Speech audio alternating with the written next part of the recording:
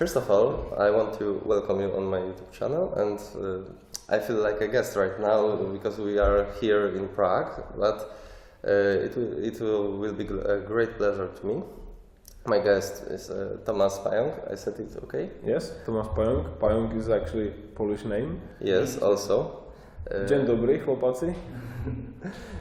Who is the leader of the liberal, or maybe even libertarian party in Czech, Swobodni. He agreed to create with us a short interview for us, and welcome again.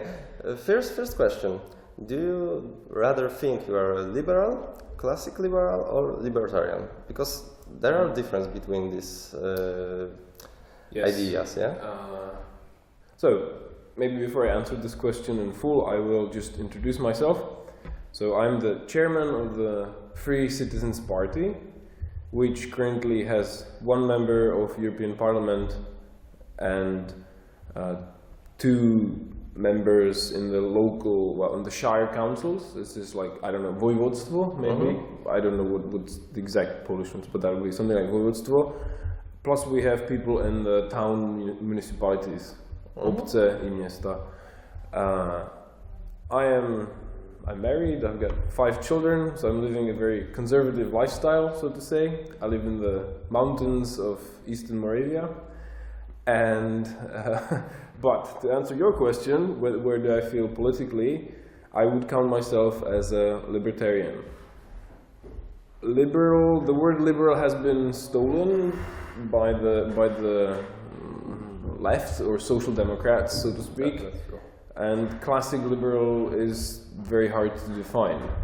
So I would call myself a libertarian, which means in my words, that I'm for more freedom in the economic policies and more freedom in the social policies, which is where I am. Okay, so now it's a very crucial question, because I want to ask you about your definition of freedom. There are many, and nowadays it's kind of problem that even highly left option have got their own definition of freedom, which for instance means the freedom to go local, yeah, for the government. And I think it's very dangerous. So first of all, I want to freedom of having social services, freedom of having drugs. So for me, and we actually have many political parties use the word freedom because people like it. It sounds very good. Many people in our country are actually called freedom or swoboda. I don't know if it's the same in Poland. The surname, which meant the free farmer, as a sort of opposed to. So it's a very popular word. But we actually have a definition what we mean as Free Citizens Party by freedom. And by freedom we mean that you as an individual can, this is a rough sort of English translation, so please bear with me, that you can do with what you have, what is your own, on your own property, do as you wish. And obviously that's very simple definition, but that is our freedom. So, and in our founding documents, the goal of our politics is to increase that freedom for everybody in the state, and our success is measured by the degree of freedom that we gain. To a little bit elaborate on the freedom, I know there are big debates in the libertarian movement whether it's the non-aggression principle that is the governing sort of force behind everything, or whether it's the sort of my freedom ends, or the freedom of my fist ends at your nose or something. These kind of definitions.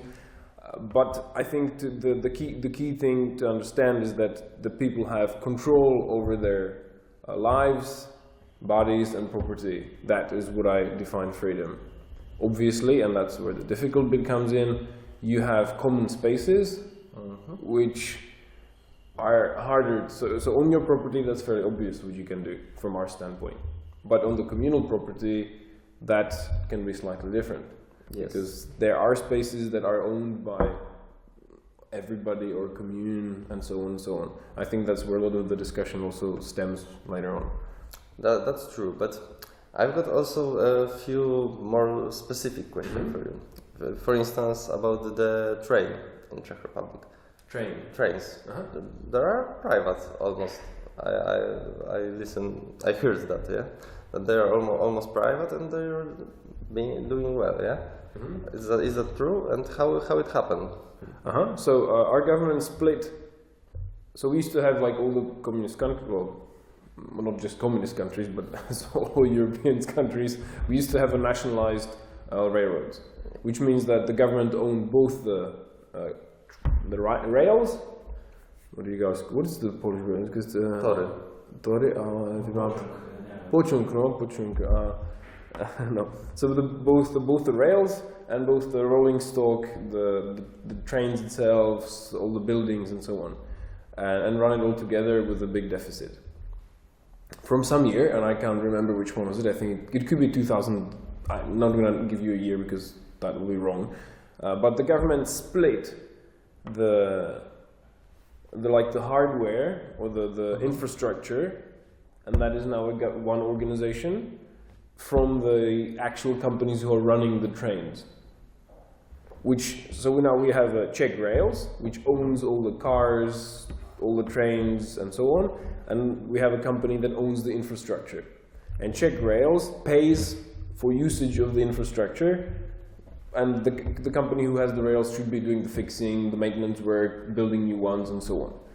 And we allowed other companies to join the market. However, and we have two main competitors to the Czech Rails. However, and that's where there's a slight problem, all the companies that operate on the market are subsidized.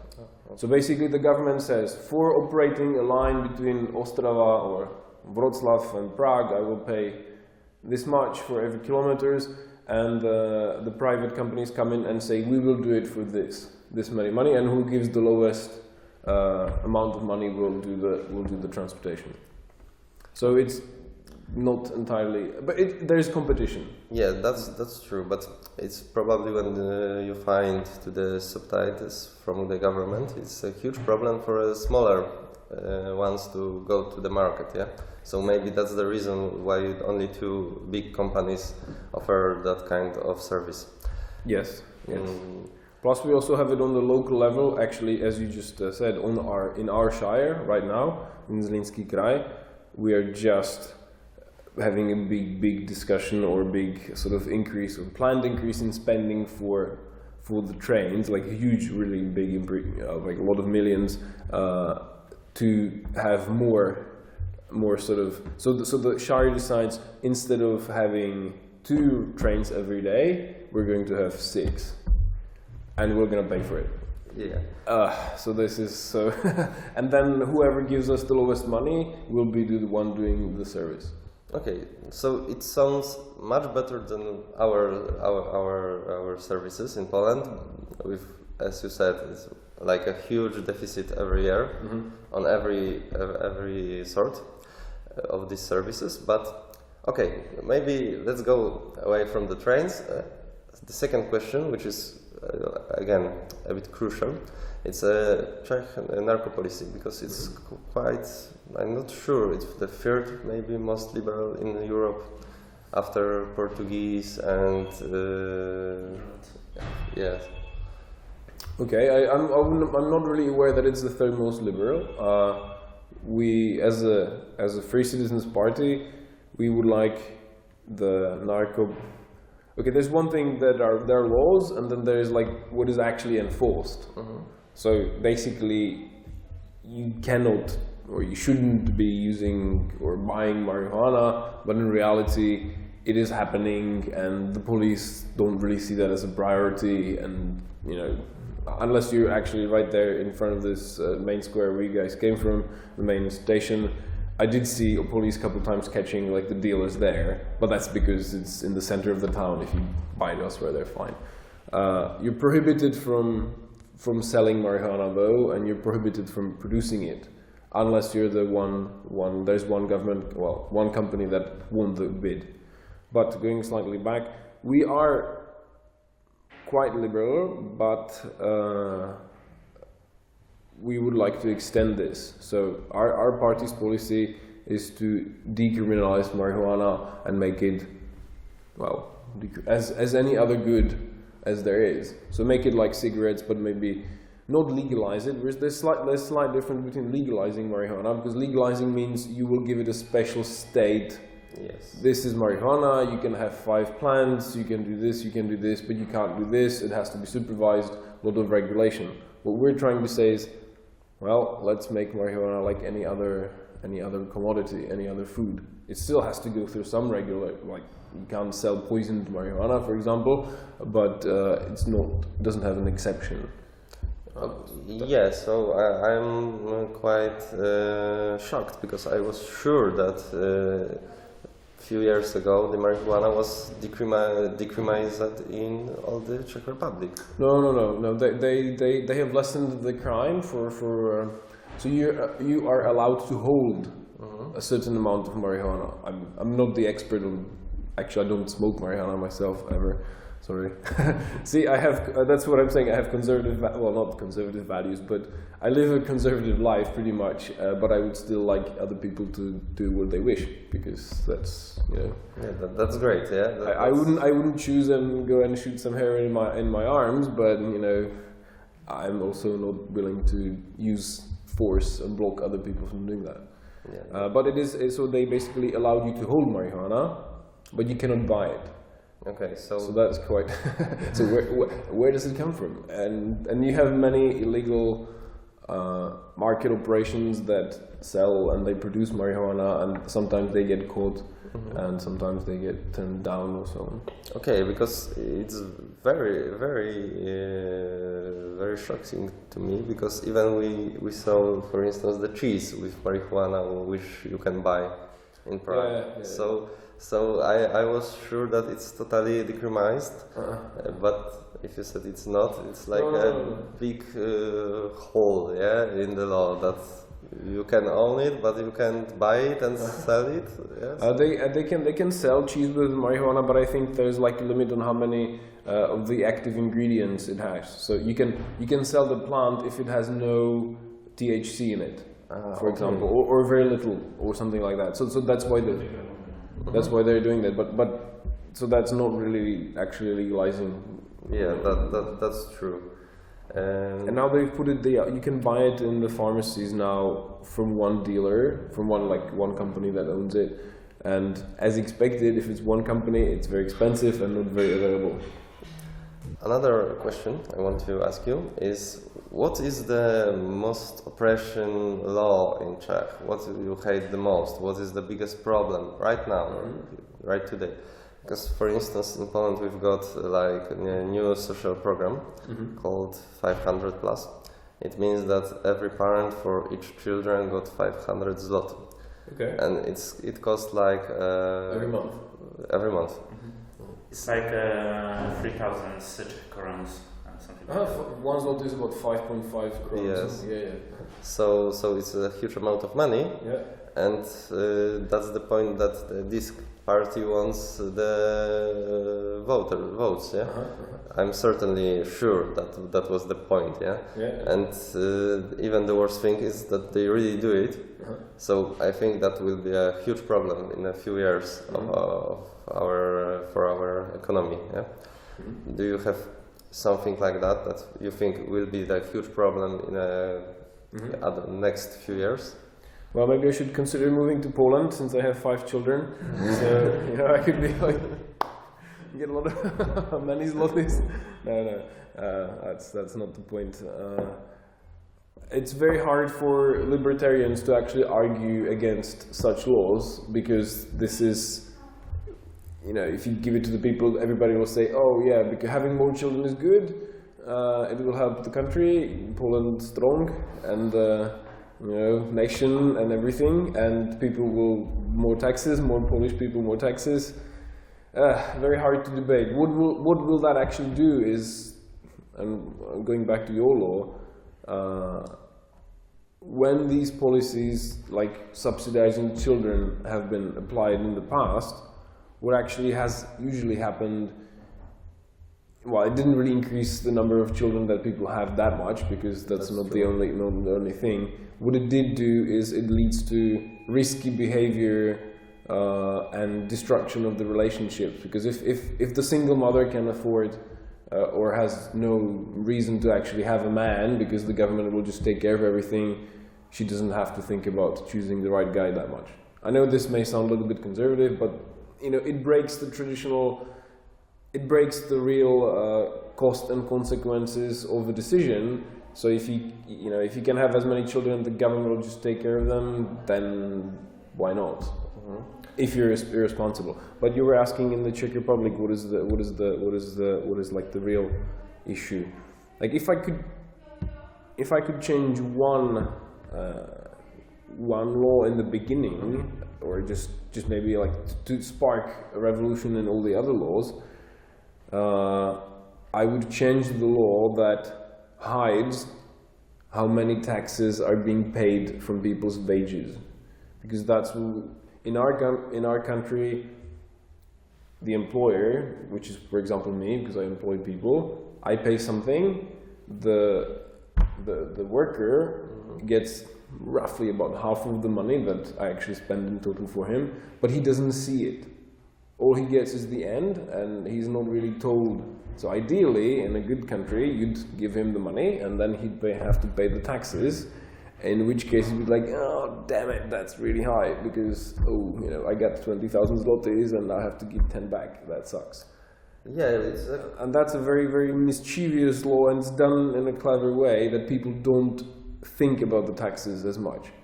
And it's very difficult then for the common people to think, than to just see what's happening. That's true, because we've got a really similar problem in Poland, and many liberals or libertarians totally disagree with the system, because it was not only a tax, because it's kind of a social policy, it's social Medicare, yes, marital system. I miss the word for this system. For social system rent. Social. Well, it's called social security, not social insurance in our country, and medical insurance. But it's not really insurance. Of course, it's just it's a tax, but in a different name. And that's the point why the Poland, for instance, probably Czech Republic also, are in these all tests, all this Eurostat statistics, far lower in the taxation policy than they really are, because our government just changed the name. Yeah, but in some other statistics, Czech Republic, I'm not sure about Poland, but you're not that far away. We have a very high sort of tax on labor, because if even the very poor, well, I wouldn't say poor, if the low-income people, because they can be rich, you just don't have high incomes. If the low-income people still pay about half of what they make in taxes, that's really bad. And that is the state of the country right now. I would say from like people's point of view, changing this, lowering the taxes would have much more bigger benefit than, I don't know, LGBT rights or marijuana or something like this, which also are important, but from like real people's perspective, the fact that the government takes half of what you earn, that's maybe the biggest. That's what Thomas Sowell said, that the taxation of the labor, even progressive taxation of the labor, always attack more the poorest people who want to become rich in some days. I really like this guy, this American professor of the economy and classic liberal. Okay, I've got one more question to you. It's about what do you think about the European Union? Because there is a great discussion in the liberal or libertarian environment, let's say like that, that what the countries which are in the European Union and someday they've got a liberal government, or even right now, what should do? They should try to reform it to become again the zone of the free trade, which was on the beginning, or which they said it was in the beginning. Yes. Yeah. Whether it was actually ever the fact is debatable, but or leave it, or destroy it, like Janusz Korwin-Mikke said. what do you think about the European Union? Simply as that. Okay, so from our perspective, or my perspective, whether I'm being regulated by the Czech flag or the European flag, it doesn't make any difference, really. The fact that somebody says I'm your brother and therefore I will take everything that you have, or somebody will say, oh, I'm your European overlord and take everything you have, that doesn't make any difference, really.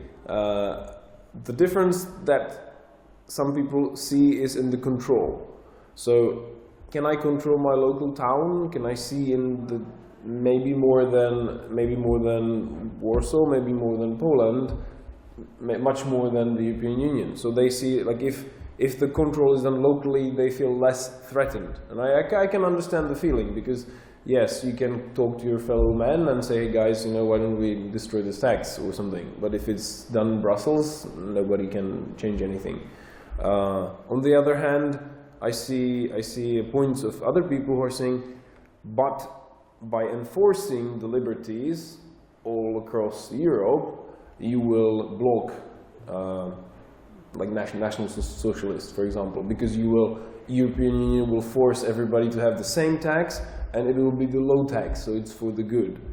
Except it doesn't never happen. So, so it's kind of. But going back, principally, we want less regulation from both European Union and the local government.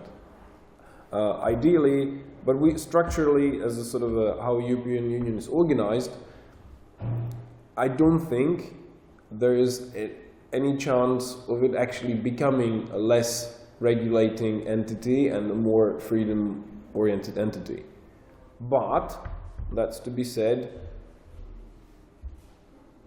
the common market is such, or the fact that we can trade together, travel and so on, brings so many benefits that even if the regulation comes with it, its benefits to a degree overweigh it. Until it breaks, until there's so much regulation that we will be behind all the rest of the world, which could come very soon. Looking at the environmental policies and so on, European Union is falling behind economically in the growth patterns and so on in the IT world and so on, because we're more regulated. But that will take very long. But right now, there are many thoughts in my answers, so I do apologize. But right now, benefits of the common market are really great. So basically saying, let's destroy everything and begin that wouldn't help people. I don't think it would. I totally agree with you. It's a really huge problem in Polish liberal society. For instance, Janusz Korwin-Mikke, who said that European Union is such a leftist that we should destroy it right now, leave it right now as fast as it's possible. I don't think that it's a good idea, because the benefits of the free trade are, according to my research, are highly bigger than the... The question is, can we have European Union with the free trade without the regulations? And that's, I think, where many of the left-leaning liberals or like people who are very pro-EU will say, of course we can, of course we can. And the real answer is, no, you can't, because the way it's done, these laws, the European Parliament cannot change any law. It doesn't have like a regulatory initiative, so it can't actually change laws. It can ask the Commission, but the Commission actually says in its defining pledges and standards, we are going to centralize Europe. It's what they're saying. So they already have the program in there. So you can't actually reform it as much as they say you can. That is a problem. But that's a problem in the far future, so to say, or maybe close future. But the problem still, the common market right now still kind of wins until they completely break it, which they're trying to do every year. And as far as I can imagine, with all European countries, maybe Ireland, maybe Estonia, but all of them have got far much spending leftist governments than European Union regulation, and the case of Italy is great because they try to stop the free trade. For instance, for definitions of some products. The pizza was, okay, you can sell from all the Europe pizzas in Italy. But the definition of pizza was that it was created by the Italy tomatoes. Okay. And this is a definition of pizza, and all of the Europe can sell the pizzas in Italy. Yeah? So that was one of the really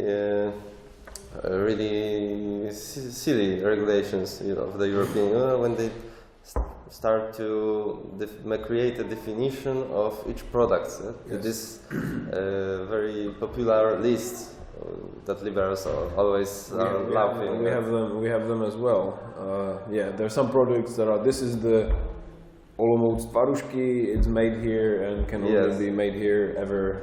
Like end of the world. Nobody ever will be able to produce this anywhere else.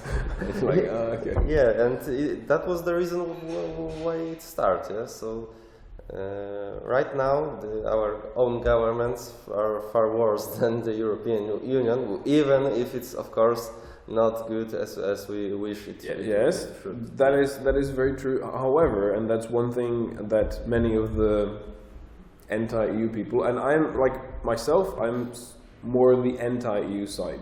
Although I see many benefits of the common trade, I see the threat of the huge leviathan just moving slowly and just marching to its inevitable kind of destruction or poor standards for everybody. And you can see that, as I said, from the China is growing, India is growing, US is growing, Europe is not really growing, and always the reaction by EU is, oh, more regulations, we have to subsidize, more this, more that, just more. And you're like, hey guys, no, and it never stops. It can't stop because of how it's structured. But still, like the trade is so amazing that we as a nations and people can trade, that we make so much wealth, that even though they just destroy so much of it, it still works. It's just unbelievable, to be honest. Well, maybe next crisis will stop it a bit, because look at the Italy, look at the Spain, look at the Polish policy, and the government spending. I believe that it will be a shock therapy for Europe, because, for instance, in Spain you've got 40% of unemployed people, young people. Yeah, for Italy, they want to create the basic income, from the next year. So it will collapse. Yeah? But one thing that I forgot to say is, European Union, the way it does things, it corrupts a lot of I would say smart people, because it uses money that they take from everybody that nobody sees, which is basically what's the English word? Customs tax. That's something that European Union is the main recipient of. So Poland and Czech Republic no longer receive that much of the taxes. But nobody sees that. You don't see the fact that your Chinese goods are slightly more expensive because you don't see it. European Union gets a little bit of that and uses that money to sort of spread ideology, which that's what I see as a more dangerous thing. And I think that's one of the reasons why conservatives are kind of against it.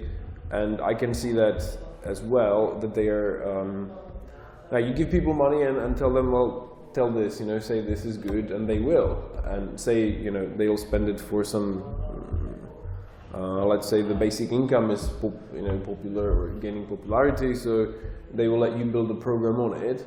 But they're not going to give you that money if you would say, free trade is good, let's not have any regulations. So that's where I see a big danger in the long run, that the public opinion or the propaganda or the PR, so much money is spent on the PR that it's shifting people's thoughts. I see that as a dangerous thing. Yeah, that's really a good point. But it's one thing. Some sort of old classic or conservatives will say the European Union is like the Soviet Russia, yes, and we see that now that's not really good. That's not really good, because Russians or Soviet regimes or communist regimes, they used the fist. So if you disagreed, they punch you. European Union does something different. It's, oh, if you don't disagree, we'll not give you any money, and if you like us, we'll give you money. So it's not the same. Yeah. But you're just using the, you know, opposite way. Yeah, you sugar, take it. Oh yeah, that's good. Yeah, socialist policies, good. That's what we'll give money for, and that's dangerous. That's very dangerous. And yeah, it's not as oppressive. I would never choose to live in Soviet Russia against the EU. That's obvious. But it's still dangerous. Do you ever been in Liberland? You heard about the idea? Do you know Vít or? I know Vít. Vít actually has been in my house a couple times. Vít Jedlička. I have not been to Liberland. I've been to countries around it. I have not. Well, who has been to Liberland? That's actually the good question, because you can't actually go there. So, right now, but yeah. At the beginning, people. Yeah, you could. Yeah, there were some people from our party that started the thing with him. So there definitely we had some common interests, or we liked the idea. I have spoken with him, I don't know, a couple of months ago maybe. I don't know whether it's really moving forward or not, to be honest. I think it would be great if they let him build the country there. It would be just absolutely amazing if they did, but I doubt it's going to happen. So it will be really hard to force it, yeah. And well, I still want to believe, but it's hard to believe right now. Well, it was like a beautiful sort of a spark of hope, you know. You could like, yay, they're actually gonna try it. But see, the nice thing was, and that's the funny thing. Like every time you discuss libertarian ideas, people will say, well, go find your own country. If if you have all these crazy ideas, go away, go from here, find your own country, go to Somalia. Or something. I'm sure you guys have heard this before. Yeah, the arguments are the same in every country I see. So the first time somebody actually says, hey guys, there's this swamp in the middle of nowhere that nobody wants, I would like to find a country. No, you can't do that. That's impossible. You can't do that. We're not going to let you. So you're like, well, I would like to start my country, but I can't. So what am I supposed to do?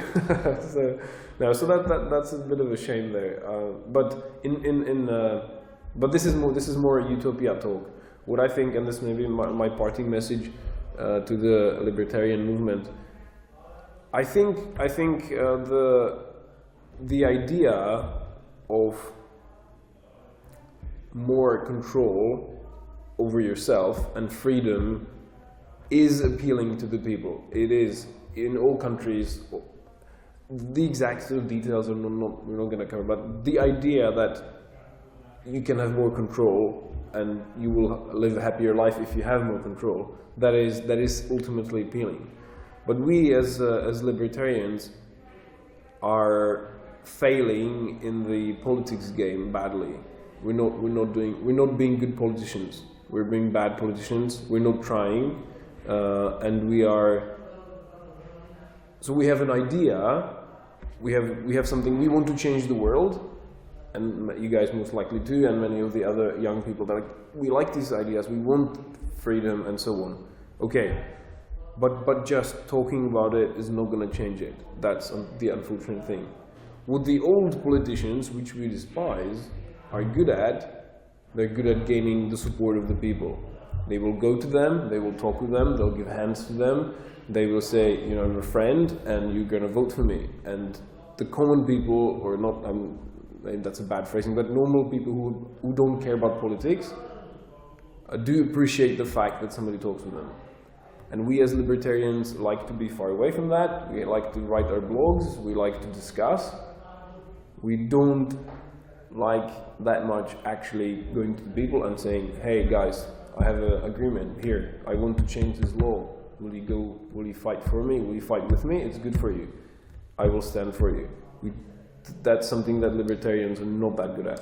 And we need to change that. If we want to change the world, we need to start becoming, and we hate the world, politicians is the answer, unfortunately. This is the game as it is played right now. Yeah. Guys, I will have to actually go there.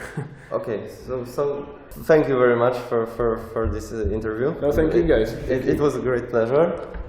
And at last, good luck to liberty everywhere.